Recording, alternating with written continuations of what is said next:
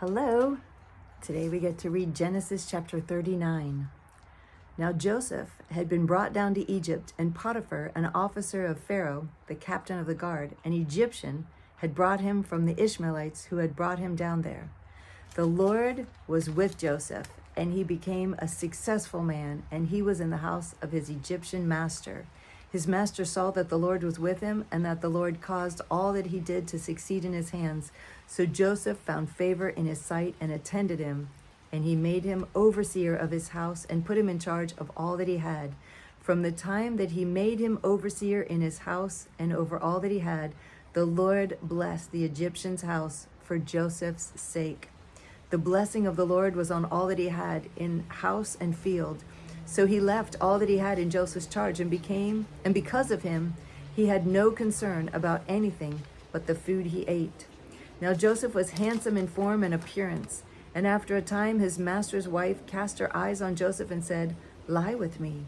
But he refused and said to his master's wife, "Behold, because of me, my master has no concern about anything in the house, and he has put everything that he has in my charge. He is not greater in this house than I am, nor has he kept back anything from me except you, because you are his wife. How then can I do this great wickedness and sin against God?" And as she spoke to Joseph day after day, he would not listen to her, to lie beside her, or to be with her. But one day, when he went into the house to do his work, and none of the men of the house was there in the house, she caught him by his garment, saying, "Lie with me." But he left his garment in her hand and fled and got out of the house.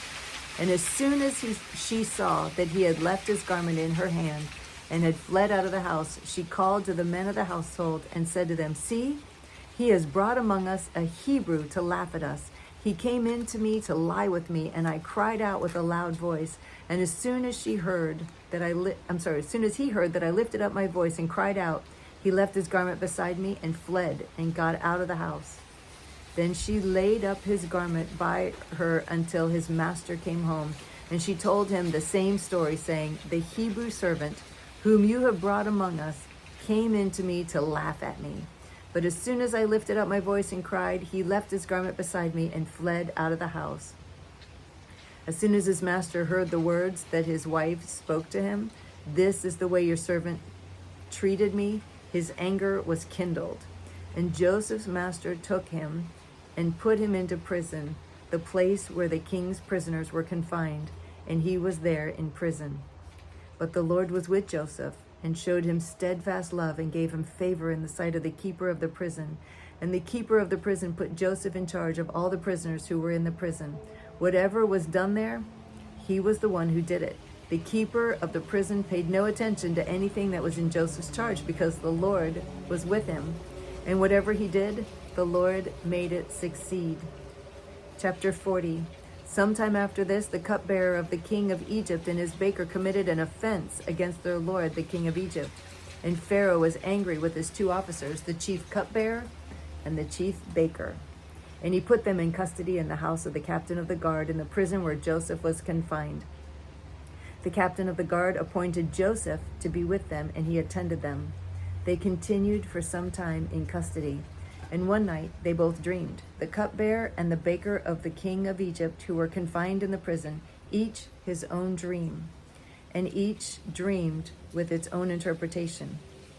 When Joseph came to them in the morning, he saw that they were troubled. So he asked Pharaoh's officers who were with him in custody in the master's house, "Why are your faces downcast today?" They said to him, "We have had dreams, and there is no one to interpret them." Joseph said to them, "Do not interpretations belong to God? Please tell them to me." So the chief cupbearer told his dream to Joseph and said to him, "In my dream, there was a vine before me, and on the vine there were 3 branches. As soon as it budded, its blossoms shot forth, and the clusters ripened into grapes. Pharaoh's cup was in my hand, and I took the grapes and pressed them into Pharaoh's cup and placed the cup in Pharaoh's hand." Then Joseph said to him, "This is the interpretation. The 3 branches are 3 days. In 3 days, Pharaoh will lift up your head and restore you to your office, and you shall place Pharaoh's cup in his hand as formerly, when you were his cupbearer. Only remember me when it is well with you, and please do me the kindness to mention me to Pharaoh and get me out of this house. For I was indeed stolen out of the land of the Hebrews, and here also I have done nothing that they should put me into this pit." When the chief baker saw that the interpretation was favorable, he said to Joseph, "I also had a dream. There were 3 cake baskets on my head, and in the uppermost basket there were all sorts of baked foods for Pharaoh, but the birds were eating it out of the basket on my head." And Joseph answered and said, "This is the interpretation. The 3 baskets are 3 days. In 3 days Pharaoh will lift up your head from you and hang you on a tree, and the birds will eat the flesh from you." On the 3rd day, which was Pharaoh's birthday, he made a feast for all his servants and lifted up the head of the chief cupbearer and the head of the chief baker among his servants. He restored the chief cupbearer to his position, and he placed the cup in Pharaoh's hand. But he hanged the chief baker as Joseph had interpreted to them. Yet the chief cupbearer did not remember Joseph, but forgot him.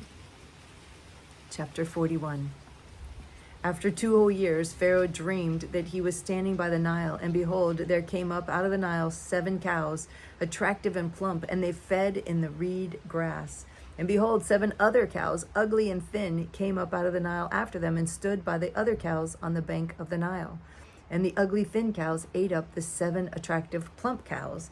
And Pharaoh awoke, and he fell asleep and dreamed a second time. And behold, 7 ears of grain, plump and good, were growing on one stalk. And behold, after them sprouted 7 ears, thin and blighted by the east wind. And the thin ears swallowed up the 7 plump, full ears. And Pharaoh awoke, and behold, it was a dream. So in the morning his spirit was troubled, and he sent and called for all the magicians of Egypt and all its wise men. Pharaoh told them his dreams, and there was none who could interpret them to Pharaoh. Then the chief cupbearer said to Pharaoh, "I remember my offenses today, when Pharaoh was angry with his servants and put me and the chief baker in custody in the house of the captain of the guard. We dreamed on the same night, he and I, each having a dream with its own interpretation.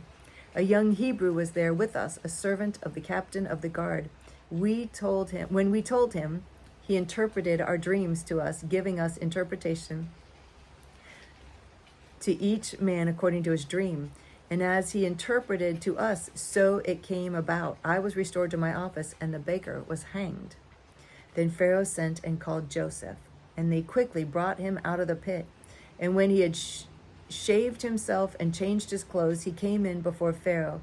And Pharaoh said to Joseph, "I have had a dream, and there is no one who can interpret it. I have heard it said of you that when you hear a dream, you can interpret it." Joseph answered Pharaoh, "It is not in me. God will give Pharaoh a favorable answer." Then Pharaoh said to Joseph, "Behold, in my dream, I was standing on the banks of the Nile. 7 cows, plump and attractive, came out of the Nile and fed in the reed grass. 7 other cows came up from them, poor and very ugly and thin, such as I have never seen in all the land of Egypt. And the thin, ugly cows ate up the first 7 plump cows. But when they had eaten them, no one would have known that they had eaten them, for they were still as ugly as at the beginning. Then I awoke. I also saw in my dream 7 ears growing on one stalk, full and good. 7 ears, withered, thin, and blighted by the east wind, sprouted after them, and the thin ears swallowed up the 7 good ears. And I told it to the magicians, but there was no one who could explain it to me. Then Joseph said to Pharaoh, "The dreams of Pharaoh are one. God has revealed to Pharaoh what he is about to do. The 7 good cows are 7 years, and the 7 good ears are 7 years. The dreams are one. The 7 lean and ugly cows that came up after them are 7 years, and the 7 empty ears blighted by the east wind are also 7 years of famine.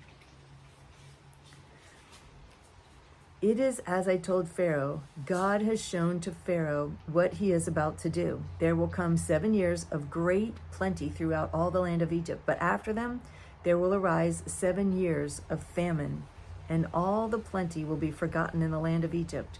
The famine will consume the land, and the plenty will be unknown in the land by reason of the famine that will follow, for it will be very severe. And the doubling of Pharaoh's dream means that the thing is fixed by God, and God will shortly bring it about.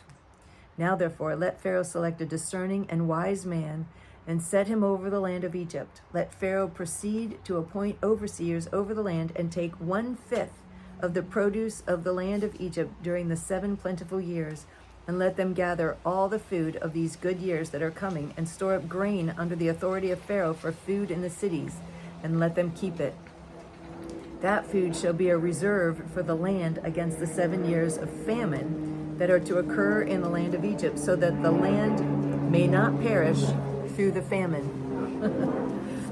This proposal pleased Pharaoh and all of his servants, and Pharaoh told his servants, "Can we find a man like this in whom is the Spirit of God?" Then Pharaoh said to Joseph, "Since God has shown you all this, there is none so discerning and wise as you are. You shall be over my house, and all my people shall order themselves as you command. Only as regards to the throne will I be greater than you." And Pharaoh said to Joseph, "See, I have set you over all the land of Egypt." Then Pharaoh took his signet ring from his hand and put it on Joseph's hand, and clothed him in garments of fine linen, and put a gold chain around his neck. And he made him ride in his second chariot. And they called out before him, "Bow the knee." Thus he set him over all the land of Egypt. Moreover, Pharaoh said to Joseph, "I am Pharaoh, and without your consent no one shall lift up a hand or foot in all the land of Egypt." And Pharaoh called Joseph's name Zephanath Paneah, and he gave him in marriage Asenath, the daughter of Potiphera, priest of On. So Joseph went out over the land of Egypt. Joseph was 30 years old when he entered the service of Pharaoh, king of Egypt. And Joseph went out from the presence of Pharaoh and went through all the land of Egypt. During the 7 plentiful years, the earth produced abundantly, and he gathered up all the food of the 7 years which occurred in the land of Egypt, and put the food in the cities. He put in every city the food from the fields around it, and Joseph stored up grain in great abundance, like the sand of the sea, until he ceased to measure it, for it could not be measured.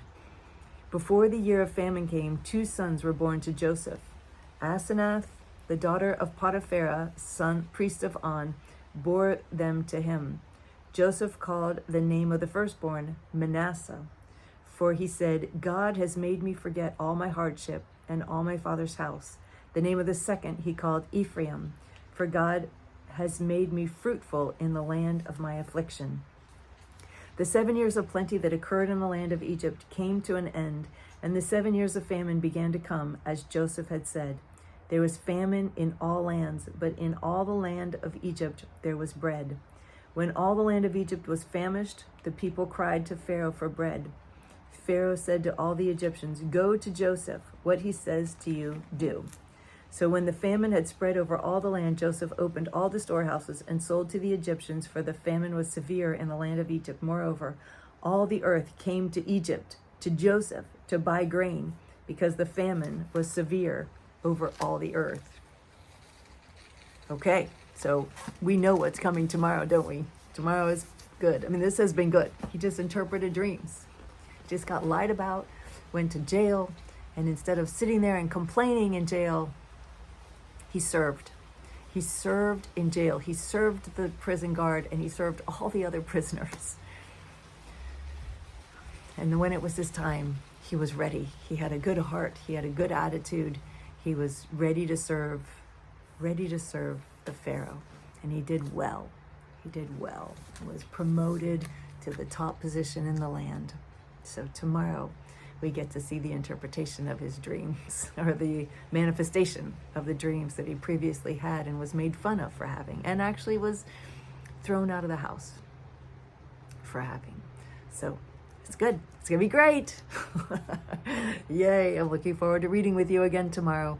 This is fun. I love you. See you tomorrow.